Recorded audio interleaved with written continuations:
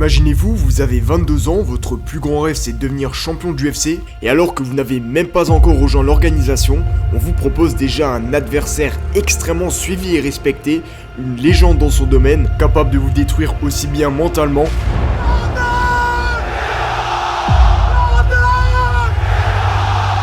que physiquement.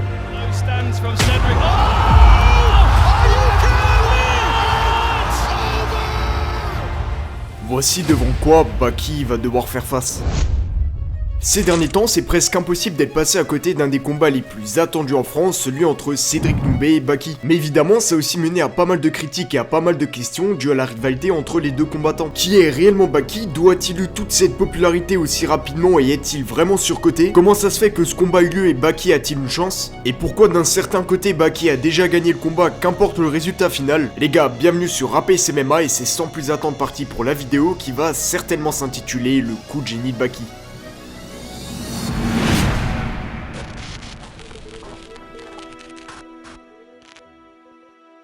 Baki, de son vrai nom Shamsurdinov Bayzangour, est né le 16 août 2001 en Tchétchénie. Puis il va rejoindre la France alors qu'il est encore très jeune. Mais en parallèle, il va aussi commencer les sports de combat, et en particulier le judo qu'il a pratiqué pendant des années. D'ailleurs, ça se ressent dans son style de combat actuel, puisque sa spécialité est bien plus axée sur une sorte de lutte mélangée au judo qu'au striking. Mais qu'importe, il dira qu'à ces périodes, il savait très bien que son objectif final était d'aller en MMA. Son premier combat pro date d'août 2019 et s'est déroulé à l'HFC, une organisation qui se situe en Suisse. Mais là où il va commencer sérieusement à se faire connaître, c'est lorsqu'il va combattre à l'Ares créé par Fernand Lopez. Bayzangour Baki Shamsurdinov,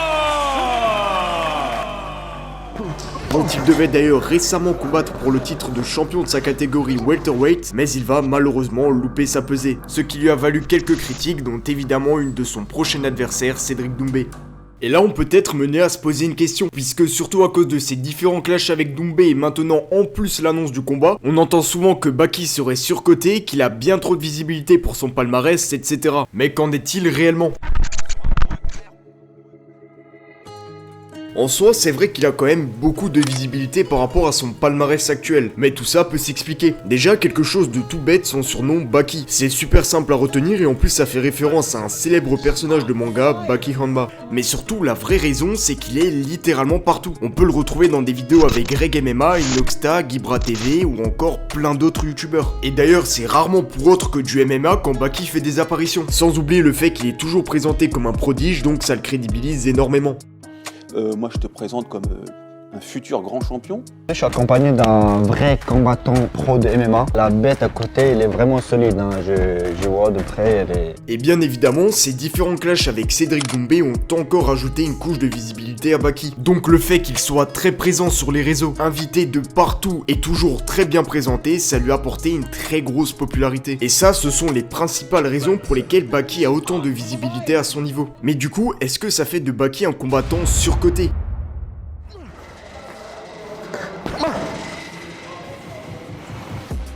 Il est encore très jeune, seulement 22 ans et affiche actuellement un palmarès de 9-0. 9 combats, 9 victoires, 0 défaite. La seule erreur qu'il a fait pour l'instant, comme dit précédemment, c'est sa pesée loupée, qui a mené à annuler son combat pour la ceinture. Et en plus, c'était en trop de son plan, devenir champion de l'Ares lui donnant potentiellement une place pour l'UFC. Donc en soi, Baki, dû à son âge, il se doit de combattre les adversaires qu'on lui donne et d'évoluer au fur et à mesure tout en donnant de plus en plus de crédibilité à sa carrière et de prouver de quoi il est réellement capable. Mais évidemment, il ne peut pas brûler les étapes. Et même en soi, il faut avouer que ça reste un super combattant. C'est certainement plus à cause de sa situation actuelle dans laquelle il est, c'est-à-dire très médiatisé, que certaines personnes sont menées à se dire ce combattant est surcoté par rapport aux adversaires qu'il affronte, etc. Mais là, on peut aussi être mené à se poser une question, est-ce que ce combat face à Cédric Doumbé ne serait pas un peu trop tôt? Puisque Baki et Doumbé sont en train de faire une superbe ascension dans le monde du MMA, comment ça se fait que ce combat aura lieu? Qu'est-ce qu'ils ont à perdre et surtout, qu'est-ce qu'ils ont à gagner?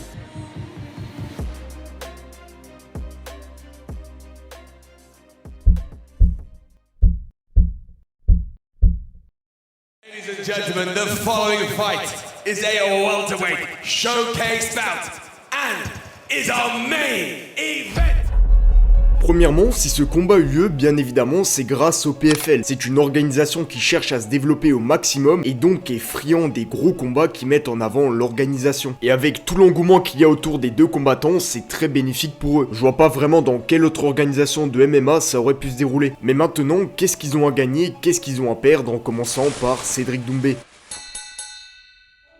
Il a un très gros background dans kickboxing, se vend comme le meilleur combattant de sa génération et surtout il a beaucoup de fans, eux aussi persuadés qu'il est intouchable. S'il gagne ce combat, il sera encore plus apprécié aux yeux de ses supporters puisqu'il aura mis fin à la hype autour de Baki. Mais attention, d'un point de vue plus professionnel, de battre Baki, ça ne va pas forcément lui rajouter plus de crédibilité puisque ça reste un adversaire certes prometteur mais qui n'a pas encore réellement prouvé. Mais maintenant, si Cédric Doumbé était mené à s'incliner face à lui ou un combattant du même type considéré encore comme débutant, sa hype prendrait un coup énorme. Il n'a littéralement pas le droit à l'erreur. Imaginez-vous un instant Cédric Doumbé, multiple fois champion du monde, qui dit prendre les meilleurs combattants de l'UFC, s'incliner face à un débutant, dont en plus il est déjà âgé de 31 ans, donc ça ne lui laisse pas non plus une marge de manœuvre énorme pour se relancer en cas d'échec. Sans oublier qu'évidemment c'est le porte-drapeau du PFL en France. C'est lui qui crée l'engouement autour de ses combats, qui fait vendre des places, etc. Il doit à tout prix gagner. Comme vous l'aurez compris, le fait qu'il a accepté ce combat, c'est très certainement dû à la somme qu'il peut toucher. Déjà face à Jordan Zebo, il avait gagné pas loin de 200 000 €. Donc là, sachant que la hype pour ce combat contre Baki est encore plus élevée, il va sans aucun doute toucher une plus grosse somme encore en cas de victoire. Et d'un côté, ça prouve aussi qu'il est quand même assez sûr de lui de gagner au vu des risques qu'il prend.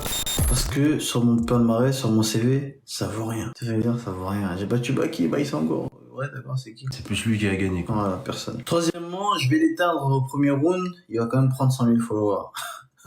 Grâce à moi. Donc t'as eu flemme. Il va faire des placements de produits et des stages. Des stages? Ouais, des stages. Nous ne sommes pas dans la même catégorie. Ça y est, j'ai pris un petit jeune, Jordan, je l'ai éteint. Je vais pas reprendre un petit jeune et l'éteindre. Enfin, je vais pas faire que ça. Je suis pas Pascal Delon, frère. Mais il y en a d'autres qui me diront, frère, t'as 30 piges, qu'est-ce que tu t'en bats les steaks? Combat facile, argent facile.